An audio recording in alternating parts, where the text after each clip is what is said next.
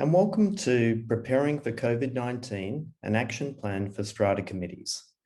So Sydney's just gone into another lockdown. So I thought we'd revisit some of the things that apartment blocks can do to get prepared. First of all, we recommend that Strata committees create what's called a crisis management team. So if we have a look at what's happened in Hong Kong, some people have potentially contracted COVID-19 without physical contact, and there's a possibility that leaking exhaust fans were the explanation. Visualising the problem of an outbreak is one of the most important things you can do, and an analytics company called Tableau has actually said the London cholera map was one of the most influential visualizations of all time. Well, the same can be done in a Strata building, and we'll come back to that. So first of all, the crisis management team. A master plan needs to be developed. This covers the overall approach across information sharing. Do you need language translations for different people in the apartment block? Equipment and facilities, operations, sanitation, and you need the roles to be defined across Strata manager, facilities manager, Strata committee, and the crisis management team members. Then you need an operations plan to be developed, and this involves posting of notices, frequency of communications and method of communicating with residents, cleaning schedules, any changes to existing cleaning contracts, changes to air and water circulating systems, any facility closures such as pools, gyms, and decisions on allowing or deferring external contractors coming into the building. And then the third thing you need is an incident response plan. And this is the plan that you would put into place if someone was exposed to COVID-19 and became infected in your own apartment block. So a good thing to get things set up for COVID-19 is create a web page specifically for COVID-19 for your apartment building. And it can link to an online survey of residents to collect information from them. It can have links to email support groups or WhatsApp groups.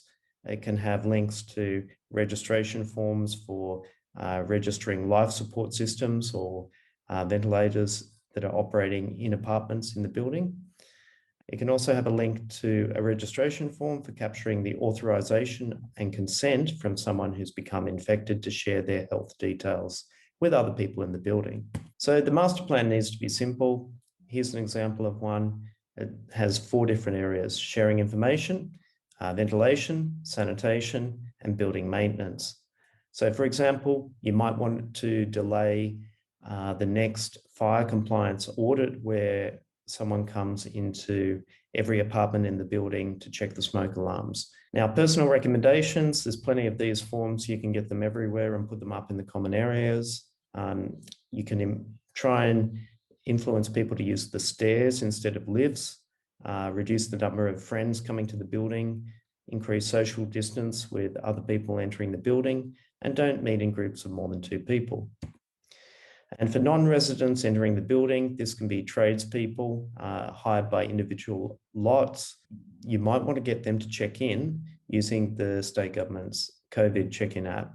Same with delivery people, but most of the time deliveries can be dropped at the front door and no physical contact can occur with the delivery person. So a number of Strata schemes have signed up with the state government, and they've put the QR code check-in app on the front door of the building for external tradespeople. So let's have a look at an example of a crisis management team's operations plan. So first of all, this crisis management team needs to work out how they're going to meet, how often, are they going to do it virtually via Zoom or Skype. Building facilities might need to be closed again. Kids' playground, gym, pool, spa, sauna, common showers, common toilets. People can introduce the protocol for 1 family per lift trip.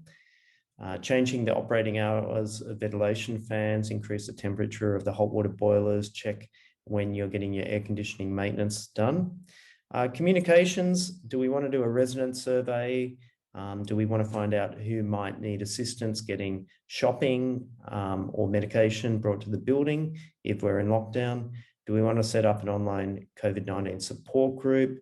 We want to implement the consent and authorization form, which allows individuals to disclose their personal information, such as an infection, to other people in the building. And do we want to put a self-isolation and infection map in the foyer, similar to that London cholera map? So we can add hand sanitizer in the common areas, increase the cleaning by the cleaning company, and some committee members might volunteer to disinfect lift buttons on a daily basis. And in terms of emergency repairs for common property, only the most essential emergency repairs might happen during COVID lockdown period. And finally, where do we put the notices? Do people read them if they're on the Strata notice board, or do we need to put them in the lift, on the front door? Where's the best place to get things seen by people in the building? And a WhatsApp group is another great way to communicate with people in the building. So a survey of residents in the building, this can help you understand who's living and working in the block.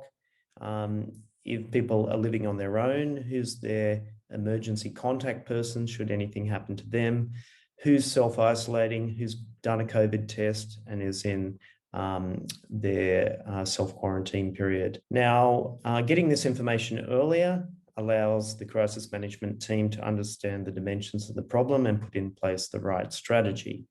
And you can also help out potentially elderly people that don't drive, that might need essential shopping supplies. So the notice of status is something that we've also seen done in strata buildings. There's a template. You can put this status template on the front door of your apartment, and then people nearby can read it and understand whether you're currently in self-isolation, whether you've just had close contact with an infected person, or whether you've been tested for COVID-19 and you're waiting for a result. So this can help communicate to people on your same floor as you, what your status is, what you might need. You can give them your contact details on this form on the front of your door. They can communicate with you, increasing communication through the block. Now, it's important to connect with neighbours through this time, and some apartment buildings have an email list. Others have done a WhatsApp list or a WeChat list, and this really helps improve the communication. So we really recommend that. And I did a podcast with Jimmy Thompson's Flat Chat about using WhatsApp in apartment buildings. You might have a community COVID-19 email group. One building in Chatswood set this up for 6 different apartment buildings in the same street, and it helped share best practices around COVID across people in the street. You might want to check that you're up to date in terms of registering life support equipment, such as ventilators that people might have, or CPAP machines in their own apartment.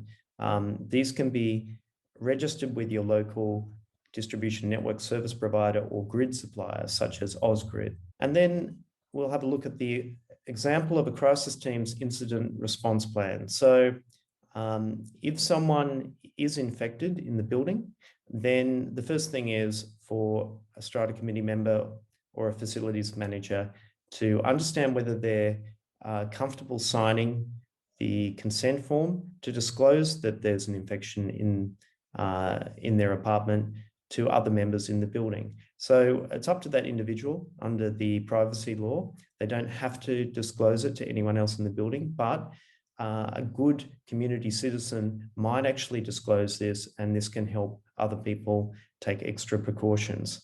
So if they sign the consent form, details of the infected person can be shared with committee members and the facilities manager.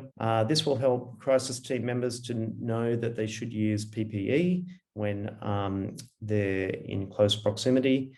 Also, the crisis team might want to do a one-off common area cleaning, say in the lift lobby of the floor where the infected person is. It can also allow the crisis team to put up a general notice update on the Strata notice board to alert other members of the infection. And this can also protect visitors or tradespeople to the building. So the crisis team can make sure there's a primary carer for this person if they're infected, and that they're not left on their own. And they can have a call chain of people that will be called if that person needs assistance. And if the person moves out of the block and goes to a health facility or a hospital, then again, the general notice on the Strata notice board can be updated. So obtaining consent for releasing personal information. Here's an example of a consent form that can be used in a Strata building.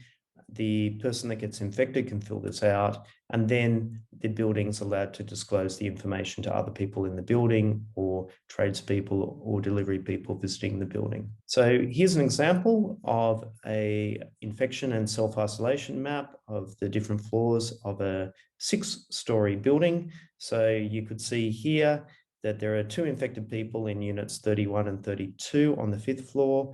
There are also 3 people self-isolating, unit 33 on the 5th floor, unit 1 on the ground floor, and unit 23 on the 3rd floor. Okay, so I hope this has helped you in terms of preparing for another COVID lockdown, this time for the Delta Plus variant of COVID-19 in Sydney. And I hope you've enjoyed Strata committees and COVID-19 action plan. Thank you.